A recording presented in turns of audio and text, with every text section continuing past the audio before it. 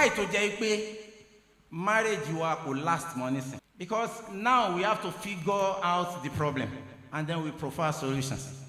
So kí ni reason tó jẹ́ pé this our generation, this sọ̀rọ̀ sókè generation, marriage ò kí ń last mọ́? Ẹ wo àwọn bàbá wa, àwọn forefathers wa, ẹ wo marriages wọn, some of them are still in existence till today. But nísìn àwọn marriages wa 6 months, 1 year, 2, 3 years, it's over.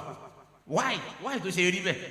You know, I tell you the simple answer is because we have refused to follow the teachings of Allah.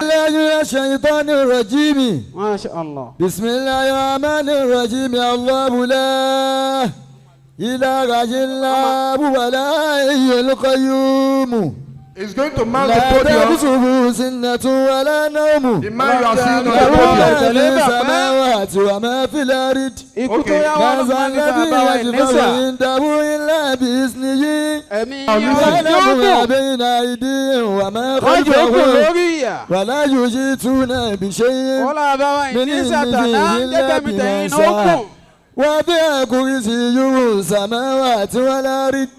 ولا يؤود حفظهما وهو العلي العظيم.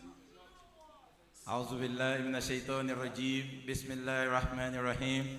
يا همة شيء احضري لنا في هذا المحضر ولتعطفي بنصرة تأتي لنا بالظفر والفتح ورأيت الناس يدخلون في دين الله أفواجا إذا جاء نصر الله فسبح بحمد ربك واستغفره إنه كان توابا. آمين. All praise belongs to Allah. We seek Allah's help. We seek His guidance. We seek refuge with Allah from the evils within ourselves and from the evils of Shaitan. Whoever Allah guides, there is no one who can misguide. And whoever He misguides will never find guidance. Wal-'iyāzu billah. I bear witness and testify that there is no other deity worthy of worship except Allah alone. And I also testify that Prophet Muhammad is Allah's servant and messenger. May the peace and blessings of Allah continue to be upon the noblest of prophets, Prophet Muhammad sallallahu alaihi wasallam, and to his household, his companions, and everyone following their guidance until the day of resurrection. Brothers and sisters in Islam, I'm very happy to be here. Moki ọkùnrin, moki obìnrin, aki Ọlọ́run. Allah.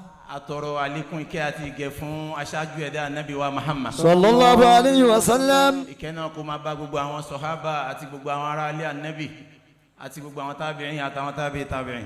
Ìkẹ́ náà kó máa bá gbogbo àwọn àfáà wa, àwọn tó ti lọ́nu àtàwọn tó wà láyé, bàbá wa Sheikh Musa Yahya Agboola. Adamallahu hayatahu. Ọlọ́run kó máa bá wọn. Àmín. Mo kí bàbá wa tí wọ́n kó wa jọ síbí ilé ni. Sheikh Al-Hafeez Oyemi. Adamallahu hayatahu. Okay, púpọ̀. Ọlọ́run ní bá dáadáa náà jẹ́. Àmín ya Allah. We have a time constraint and I am going to keep it very, very brief. Mo kí àwọn bàbá wa Sheikh Muslihuddin. Adamallahu hayatahu. Mo fi Ọlọ́run àtànábì kí. Mo fi tara tí mo kí bàbá wa Al-Mubarak láti Lẹ́kì. Adamallahu hayatahu. Mo kí bàbá wa Dangote. Àti gbogbo àwọn sọ̀hábà yín. Mo wá fi gbogbo àwọn tí mo dárúkọ yìí, mo fi kí gbogbo ọkùnrin tó wà ń bí pátá nítorí àsìkò. And then lọ́dọ̀ àwọn ìyá wa náà, mo kí gbogbo ẹ̀yin obìnrin pátá. Ẹ̀yin obìnrin, Ànábì like yín. Ànábì sọ nínú àdísì kan. Wọ́n béèrè lọ́wọ́ Ànábì pé kí ni nǹkan tí Ànábì like jù. Ànábì sọ pé hubbiba ilayya min dunyakum salasun. Ànábì sọ pé there are 3 things that I love the most in this dunya. Wọ́n béèrè lọ́wọ́ Ànábì pé kí lálákọ̀ọ́kọ́. Ànábì sọ pé atib. Ànábì lóhun like perfume. So nǹkan tó túmọ̀ sí ni pé Ànábì like kó máa rùn dáadáa. Ànábì ò kì í ṣe onídọ̀tí. Because Islam ò kì í ṣe ẹ̀sìn ìdọ̀tí. Masha Allah. Ẹlẹ́ẹ̀kejì tí Ànábì sọ pé an-nisa. Ànábì sọ pé I love the women. Tí Ànábì bá sọ pé òun like obìnrin kò ń ṣe ti ìranù. But because Ànábì understand wípé obìnrin èèyàn tó need the support ni wọ́n. Wọ́n need kéèyàn máa cherish wọn, kéèyàn dẹ̀ máa care fún wọn. Nǹkan tí Ànábì mean ni. Ẹlẹ́ẹ̀kẹta Ànábì wá sọ pé wa ju'ilati qurratu ayni fi salah. Pé ìrun lẹ́lẹ́kẹta tó ń like jù tásìkò orun bá ti tó òun máa ń like àsìkò yẹn gan. Mo fi hadith yẹn mo fi kí gbogbo ẹ̀yin ìyá wa pátá. Mo wá kí gbogbo wa tí a wà ń bí pátá pé assalamu alaikum wa rahmatullahi wa barakatuh. Wa alaikum assalam wa rahmatullahi wa barakatuh. The subject matter of this occasion is marriage and divorce. Tí a bá wo topic yìí is a very wide topic, and then we don't have enough time to do justice to this topic. So I'll keep it very precise. Tá bá wo Islam is the only religion that cut across every discipline of human endeavor. There is nothing in this world that Islam has not talked about. And that is why in the Quran, Allah says, "Ma faratina fil kitabi min shay." Nothing is omitted from the book. Because the Quran is a universal message. And Prophet Muhammad is a universal messenger. The Quran is not meant for the Muslim alone. The Quran is meant for the whole wide world. So, marriage and divorce, I said there is nothing that is not talked about in the Quran. If you talk about politics, you find it in the Quran. Talk about sciences, you find it in the Quran. Talk about economics, you find it in the Quran. So, but today we are talking about marriage. And when we talk about marriage, we'll be talking about the family institution. Sherry, in every society, only àwọn kankan tí à ń pè ní social institution. Àwọn social institution yìí, òun làwọn nǹkan tó máa ń jẹ́ kí àwùjọ gún régé. Without these institutions, our societies will be in disarray. And one of the institutions is political institution. We also have the economic institution. We have the technological institution. We have the educational institution, and then we have the family institution. Ṣẹ́ra institutions yìí, òun ló ń direct affairs wa ní society tí yẹn bá wà. Alákọ̀ọ́kọ́ ń bẹ political institution. It provides the laws and regulations. Because ìlú tí ò bá ti sófin kò ṣẹ̀ṣẹ̀ ń bẹ. So political institution ló máa supply rules and regulations. Ipe ẹni tó bá ti ṣe nǹkan báyìí, ìyà ẹ̀ṣẹ̀ báyìí ló máa jẹ. And then political institution òun ló máa maintain orderliness in society. And then we go to economic institution. Economic institution deal with distribution of wealth. Who gets what? Economic institution ló máa deal pẹ̀lú businesses, ọrọ̀ ajé, finances, and all of that. And then you talk about educational institution. Educational institution ló máa sọ̀rọ̀ nípa learning, how to make people literate in the society. And then we talk about technological institutions. Technological institutions are responsible for making life easy for us. When we talk about technology, a lot of people will start thinking aeroplane, jet and all of that. No.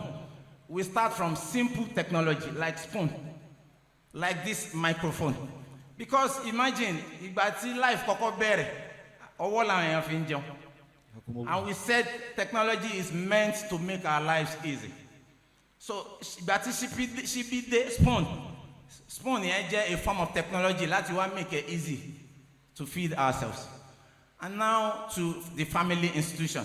You see the family institution, the primary objective of family institution is to replace the lost members of the society. Because every day people die. Every day they young. In fact, every second, àwọn young. So inú family láti máa replace àwọn tó ń kú yẹn. Òun ló fi jẹ́ pé táwọn èèyàn kan bá kú ń bì kan, wọ́n máa bí ọmọ ń bì kan. Táwọn èèyàn kan bá ń sunkún ń bì kan, àwọn èèyàn kan máa jó ń bì kan. So family institution ló responsible fún irú nǹkan báyìí. So within the family institution, we talk about marriage. And then marriage in Islam is not just a social activity.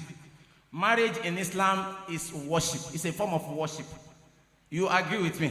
But ìgbéyàwó nínú Islam, kọ́kùnrin fẹ́ obìnrin, kóbìnrin fẹ́ ọkùnrin, kò kí ń ṣe nǹkan àjọyọ̀ lásán. Ìbádà ni ìgbéyàwó nínú Islam. Because a lot of people think that Islam is restricted to the mosque. A lot of people believe Islam is restricted to observing salat, paying your zakat, going to Hajj, and fasting during the month of Ramadan. No. Islam cuts across all of our affairs. Everything we do in life is Islam. And that is why it is said that Islam is not just a religion, but a complete way of life. So marriage, you talk about marriage.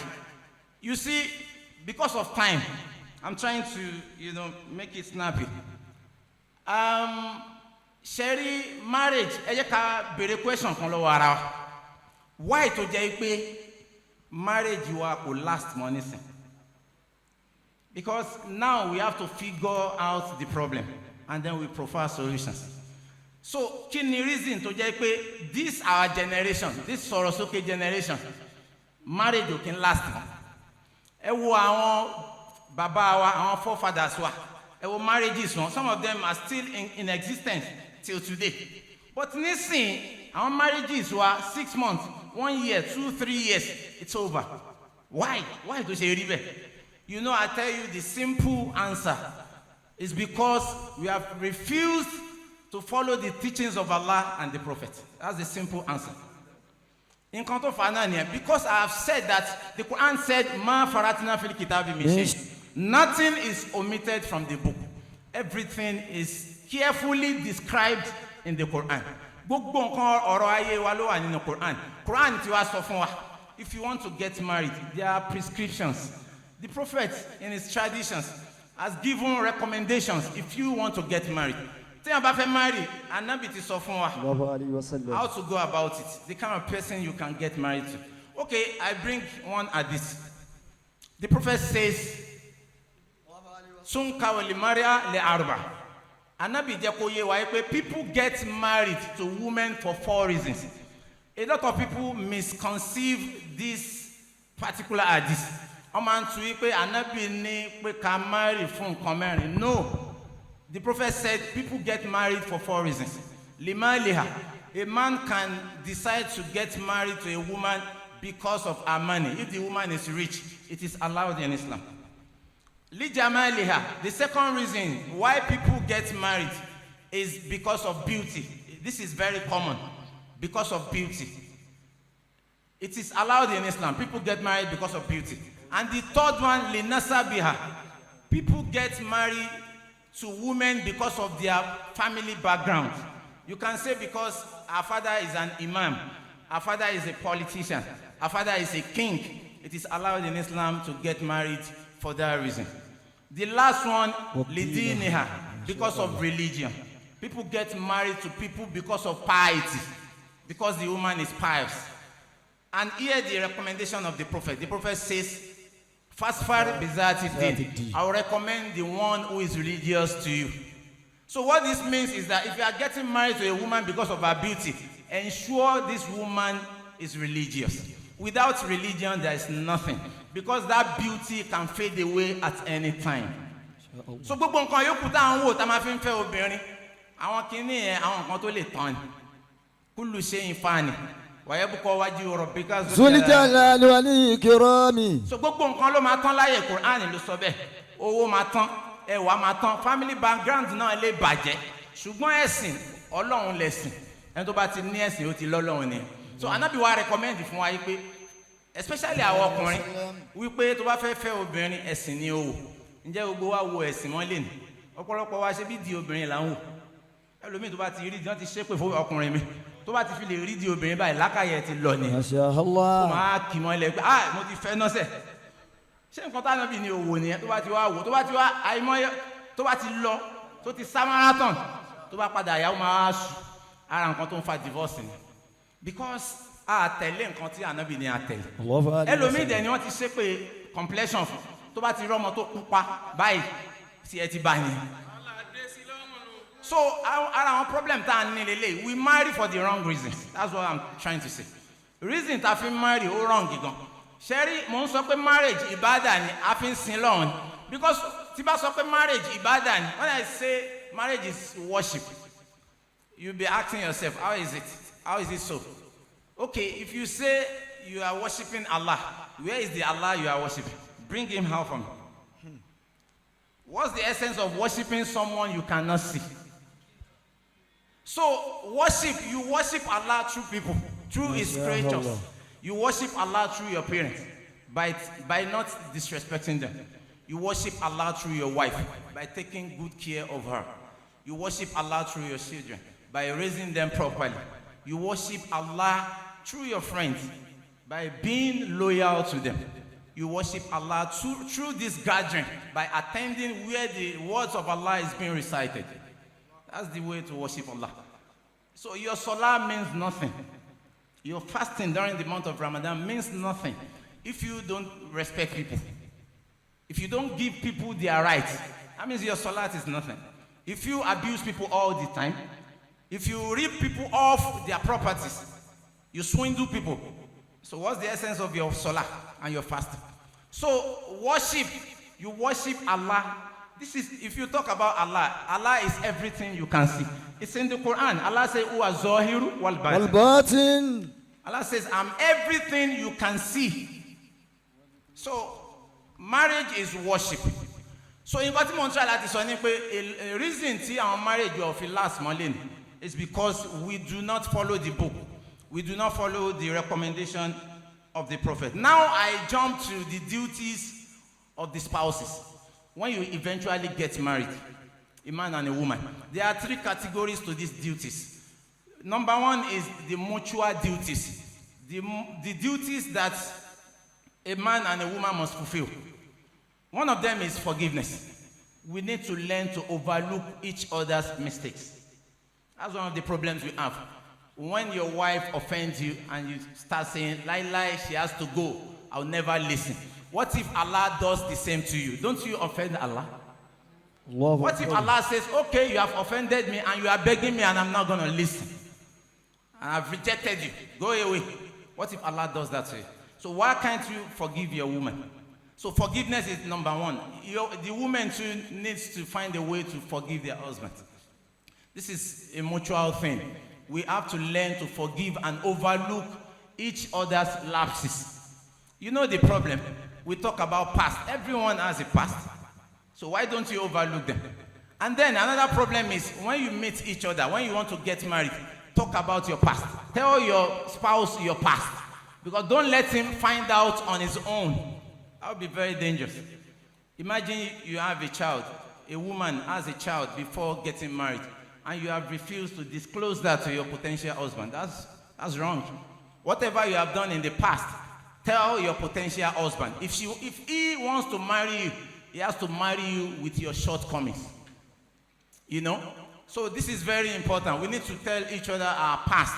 It has been said that every saint has a past and every sinner has a future.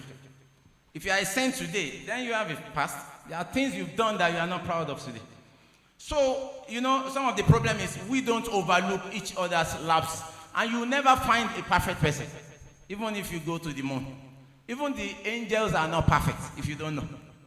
So, and one poet has said, "Waman yebugi sadiqo biduni aibin." وما يبكي صديق بكل عيب وَمَنْ يَبُغِي الصَّدِيقَ بِدُونِ الْعَيْبِ. بدون عيب. Whoever seeks a friend without shortcoming. If you think you can find a woman without shortcoming, you are deceiving yourself. You never get married.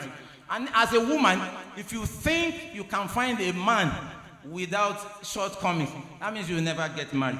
So another problem, another duty of both spouses is emotional support. We must give each other emotional support. This is very, very important. You know, sometimes you are happy, sometimes you are sad. So when your wife is happy, you know, felicitate with her.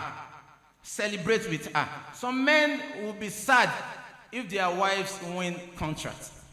When their wife gets richer than them, and they become sad. You know, I'm telling you, it happens. A lot of men will be sad because their wives are richer than they are. This is Allah's doing. Allah says, "Inna Allah yabsutu rizqa liman yasha wa yaqdiru." Allah says, I make the source of sustenance easy for some people, and I make it tough for some people. Allah did not mention any gender. It can be a man, it can be a woman. So, you know, Emotional support. You need to support your spouse emotionally in happy times and in sadness. You know, when your wife is sad, be there for her. When your husband is sad, be there for him. You know, this is a very serious one. Maybe this is where I will leave this lecture. And it's about keeping each other's secrets. This is so serious. You know how serious this is? So much that in the Quran, Allah used 3 solid verses on it. And I'll probably interpret this verse and then leave this podium. Quran chapter 66, verses 3 to 5, Surah to Tahrim. You know something happened in the home of the prophet. The prophet kept a secret with one of his wives, Hafsa, Sayyidah Hafsa. He told her one secret. And secrets are meant to be kept. You are not supposed to, reveal secrets. What I'm saying in essence is that as husbands and wives, we must learn to keep each other's secrets. No matter what happens, we must never reveal each other's secrets. No matter what happens. Because this thing happens a lot with women. When they get into disputes, when they get into fights with their husband, and then they start revealing his secrets. So it is forbidden in Islam to reveal each other's secrets. Please read for me. Bismillahirrahmanirrahim. قد فرض الله لكم وإذا أسر النبي إلى بعض أزواجه حديثا وإذا أسر النبي إلى بعض أزواجه حديثا. Mọ nǹkan tó ṣẹlẹ̀ ni Ànábì fi àṣírí sí ọwọ́ ìkan nínú àwọn ìyàwó ẹ̀ Sayyida Hafsat. Ọlọ́run wá ń sọ nínú Quran yìí pé ní ìgbà tí Ànábì fi secret kan sí ọwọ́ ìyàwó ẹ̀ kan. Naam. فلما نبأت به. Ìyàwó yìí, Hafsat, he now revealed this secret to one of the prophet's other wives, Sayyida Aisha. Hafsat ó wá lọ sọ àṣírí, ó wá lọ sọ fún Aisha. وَأَظْهَرَ اللَّهُ عَلَيْهِ عَرَفَ بَعْضُهُمْ. Ọlọ́run wá sọ àṣírí fún Ànábì wa Muhammad. وَأَرَادَ عَنْ بَعْضٍ. But when the prophet was talking about this, he kept some of the things Allah said to him and revealed some. فَلَمَّا نَبَأَ بِهِ. And later, Prophet Muhammad, he called on Hafsat and he told her that you have revealed the secret I kept with you. قَالَتْ مَا أَنبَأَكَ هَذَا. Sayyidah Hafsat was very, very surprised. She asked the Prophet, how did you get to know? قَالَ نَبَأَنِي عَلِيمٌ الْخَبِيرٌ. The Prophet told her that the one that told me is the one that knows all the hidden things. Is Allah that told me. إِتَتُوبَ إِلَى اللَّهِ. Now, Allah is warning these 2 wives of the Prophet because one of them revealed the secret of the Prophet to the other, and the other has refused to tell the Prophet. So Allah is now rebuking the 2 of them. Allah is now scolding the 2 of them. إِتَتُوبَ إِلَى اللَّهِ. Allah says it is better for you to repent for what you have done to the Prophet. فَقَدْ صَغَتْ قُلُوبُكُمَا. Because both of you, your hearts have strayed. وَإِنْ تَصَرَّا عَلَيْهِ. But if both of you have refused, to repent, and you want to gang up against the Prophet, فَإِنَّ اللَّهَ هُوَ مَوْلَاهُ. know, Aisha and Hafsat, know in your mind that Allah is behind the Prophet. هُوَ مَوْلَاهُ. If you want to gang up against the Prophet, Allah is strongly behind the Prophet. وَجِبْرِيلُ. If you think Allah is not enough, Angel Jibril is strongly behind the Prophet. وَصَالِحُ الْمُؤْمِنِينَ. If you think those 2 are not enough, you see the Sahaba, all of them, strong men, they are behind the Prophet. وَالْمَلَائِكَةُ بَعْدَ ذَلِكَ صَحِيحٌ. And if you think those 3 are not enough, you see the angels, all of them, from 1 to infinity, they are all behind the Prophet. See how serious this case is. Revealing each other's secret is a very, very bad thing in Islam. Allah, forsakes people who reveal each other's secret. So it is very, very wrong to reveal each other's secret. And then I go to the duties of the husband. You see, one of the duties of the husband is to be very caring towards his wife. I give you a story. One day, the prophet, there was a war. During this war, the prophet was going on the desert with the army. And Sayyidah Aisha misplaced her necklace. The necklace of Sayyidah Aisha got missing. You know what the prophet did? Because he was caring towards Aisha. He asked the whole army in the middle of nowhere, in the middle of the night, asked the whole army to stop and search for Sayyidah Aisha's necklace. They stopped for several hours. They were searching until they found it. They did not move until they found it. This is how a man should do to his woman. When the Westerners would say ladies first, Islam brought that. It is ladies first in Islam. Islam, encourages us, men, to allow our women first before we take care of ourselves. Okay, remember this hadith. When someone went to the prophet and asked the prophet, Man ahaku bi sahabati. He asked the prophet, who is the most deserving of my kindness? Talo je kin se dada si ju. Tani the first person to je kin se dada si. The prophet said, Umoka, your mother is first. And the man said, Summa man, after my mother, who else? The prophet says, your mother. After that, he asks again, Summa man, who again? The prophet says, your mother. Only the fourth time did the prophet mention the father. So what this means is ladies first in Islam. Islam brought about the word ladies first. And if you check the Quran, you see when Allah was talking about the father and the mother, even though Allah has never said that one gender is better than the other, but Allah has told us that one parent deserves more attention than the other. In the Quran, Allah says, Allah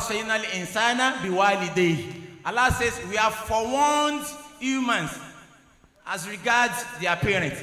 Ọlọ́run sọ pé a ti sàsọ́lẹ̀ fáwọn èèyàn. Wàsọ́yìnà ní sànà bí wàlídéyìí. Pé àwọn òbí yín méjèèjì àti ìyá yín àti bàbá yín, àwọn méjèèjì dọ̀wọ́ yín má mess up pẹ̀lú wọn. And then Allah proceeded by singling out the mother. Allah says, Hamalatu umuhu wa nana wani. Ọlọ́run wá sọ pé ẹ rí pé ìyá yín. You see, when we talk about Mother's Day, I'm rounding up now. When we talk about Mother's Day, Islam brought about Mother's Day. Wallahi. Because at that point, the Quran was not talking about the father again. The Quran was talking about the mother. And he said, Amalati ummu wa nana wani. Ṣé rí àwọn obìnrin experience wọn, wàhálà tó obìnrin face, especially tó bá nínú family ó ju tọkùnrin lọ. I'll give you proof. Ṣé rí tí ọkùnrin àti obìnrin bá marry nísìn, tí wọn bá tètè bímọ, tani blame ma wà lórí ẹ̀. Àwọn èèyàn máa bẹ̀rẹ̀ sí ní pariwo 2 years wọ́n ti ṣègbéyàwó kò tí ì bímọ, kò sẹ́ni tó máa sọ̀rọ̀ nípa ọkùnrin. People will be clamoring wípé obìnrin tó ti marry látijọ́ ẹ̀ àbí ó ti lọ ṣèrànù ni àbí kò lè lóyún mọ́ ni àbí kò lè bímọ. What if the man is the problem? We refuse to think about that. So ẹ máa wo problem yẹn ó bẹ̀rẹ̀ láti lẹ́yìn ìgbà tán bá marry. Ẹ wá wo tó bá padà wá lóyún, òun ni Quran wá ń sọ. Àmàlátì umuhu wa nana wani. Ẹ wo bí obìnrin ṣe máa ń lose shape nítorí kó fẹ́ bímọ. Tó bá ti lóyún tán, á bẹ̀rẹ̀ láti ibi kó máa tútọ́ káàkiri àdúgbò. Ẹlòmíì ẹsẹ̀ máa wú, ẹlòmíì ojú ẹ̀ máa wú, kò ní nọ́mà mọ́. Tí gbogbo àwọn ọ̀rẹ́ bá múra dáadáa tán wọṣọ, aṣọ yẹn máa dàbí ìgbà tán lọ aṣọ mọ́gi lára fóun. Ó máa lose shape ẹ̀ á deform, So gbogbo eléyìí ni Ọlọ́run rí fàásì pé rántí wàhálà ti yẹ ẹ̀ ṣe. Umuhu wa nana wani. Ẹ jẹ́ ká wá fast forward sí time tóbìnrin bá fẹ́ bímọ. How many obìnrin ló ti lose life ẹ̀ lórí kó fẹ́ bímọ? How many ọkùnrin ló ti lose life ẹ̀ nítorí pé ìyàwó ẹ̀ fẹ́ bímọ? No, mi ò tí ì gbọ́ rí. Bẹ́ẹ̀ tó obìnrin àìmọye obìnrin ni life ẹ̀ ti lọ lórí kó fẹ́ bímọ. Lẹ́yìn ìgbà tó bá tún wá bímọ yẹn tán, ta ló tún ó wá ní wá fi sọ́ọ́lù fi àmì ni. Ó wá sọ pé wàá tún wá máa tọ́jú ọmọ yẹn wíyánì for 2 years. Ó máa bẹ̀rẹ̀ sí ní tọ́jú ọmọ, ó máa fọmọ lọ́yàn. Ẹ mọ process tóbìnrin, reason tán fi ní kóbìnrin tó bá ń fọmọ lọ́yàn máa gbààwẹ̀ nínú Ramadan. Because gbogbo energy ẹ̀ lọ́mọ yẹn máa consume. Ẹ wo gbogbo wàhálà yẹn. Ẹ máa wá wo eventually tọmọ yẹn bá da, bàbá yẹn máa claim ọmọ yẹn. Ṣùgbọ́n tọmọ yẹn bá yáyà kúyà, bàbá máa sọ pé ibo ló ti rọ́mọ burúkú tó gbé wá fún mi ó ti já fún ìyá ìjẹ subhana rabbika rabbil izzati amma yasifun wassalamu ala al-mursalin walhamdulillahi rabbil alamin. Thank you, Ya Sheikh. Ejo, as Sheikh is going to his seat, please, Sheikh deserve your inner in this month of Ramadan. Please, may we recite inner for our Sheikh. He deserved it. Shall we pay? Orombe, wallahi, Rabbul Kaaba. Orombe, inna بسم الله الرحمن الرحيم إنا أعطيناك الكوثر فصل لربك